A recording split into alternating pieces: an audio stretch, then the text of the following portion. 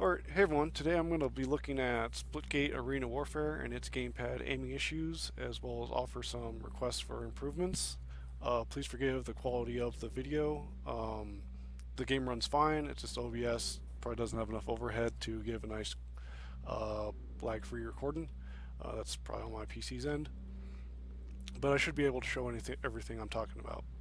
So to start, Splitgate Arena Warfare uses a square, 25% square dead zone, which means its dead zone's a little larger in the corners.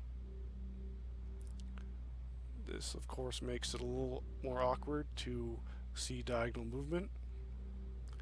25% is a pretty common dead zone size, but it is large. You can see how much movement I can make without anything occurring in-game. Square dead zones also have the side effect of restricting diagonal movement around the axes, the size of which depends on the dead zone size. So 25% is quite a bit. See, I'm making some pretty obvious wobbling movements, and I'm moving perfectly left. I can make a very obvious angle like this, but I'm moving perfectly right. Move up and down, but you don't see diagonal movement occur until these green regions. So this kind of makes all diagonal movement incorrect, because even while you can access subtle diagonals, you have to make pretty significant ones to access that. So that brings us to the first two improvements. One is changing this square dead zone into a circular one, which would make it so that we could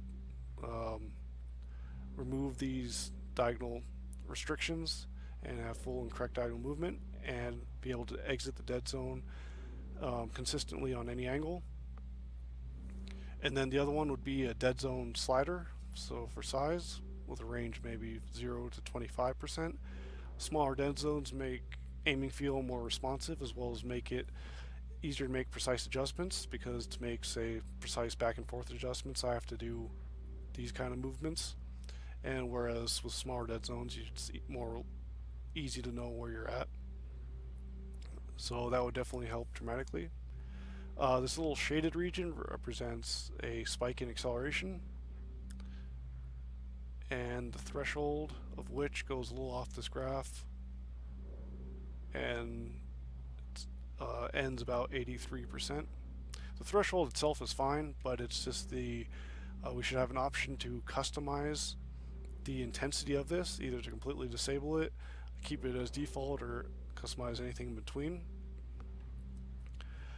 Now I'm playing on max sensitivity, which is 10 in this game, and as you can see, without this accelerated sensitivity, we have this, which is kind of a medium level turn sensitivity.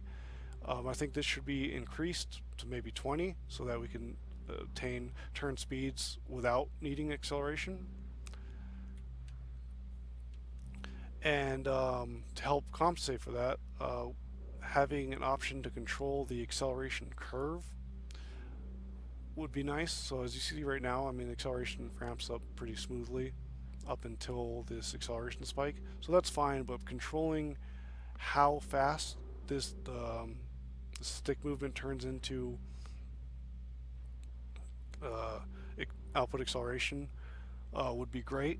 And other games have used the power function to do this, so players have got control over an exponent to control this. So we can have, say, like a linear curve or a quadratic curve, a cubic curve, or any subtle increment in between. So we could have like x to the 1.3 or something like that.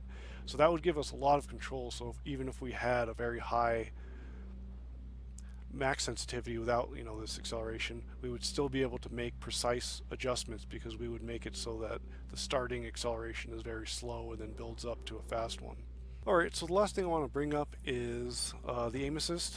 The main improvement to make with it is just add an aim assist toggle. Currently it's forced, and the way the aim assist works in this game is 5 minutes remaining. Alright, thank you. The way the aim assist works in this game is, if you're moving subtly enough, you'll just stop on an enemy. If you're moving a little faster, it'll try to snag, but it's like it wants to gravitate towards an enemy. And if you're moving slow enough, it'll just straight stop on an enemy. And while you're locked onto an enemy, you have some tracking of them, And this tracking does not work unless you're putting some aiming input. So I mean that's fine and all that. But the big thing is just seeing an option to disable aim assist, because it's a little more obvious when close up, but obviously the AI wants to shoot when you're within some range. But that about covers all the issues I wanted to bring up. So to reiterate, change the dead zone from a square to a circle. That should get rid of these restricted diagonal regions that give you full diagonal movement as well as correct diagonal movement. It would also remove these little corners from the dead zone, so you'd be able to exit the dead zone consistently on any angle. Hopefully we'd see some dead zone options, range of about 0 to 25%, so we'd be able to customize that, with smaller dead zones being making controls feel more responsive and make it easier to make precise adjustments. Some control over the intensity of this acceleration jump here. And then a sensitivity increase. Again, I'm on 10 sensitivity right now, so increasing this to 20 would be nice so that we could have really fast turn rates without needing this acceleration. And then have an option to control the acceleration curve, probably following a power function, so we'd be given the exponent to control, and having a range from linear to cubic would be probably fit into everyone's preferences. And then finally, just the aim assist toggle.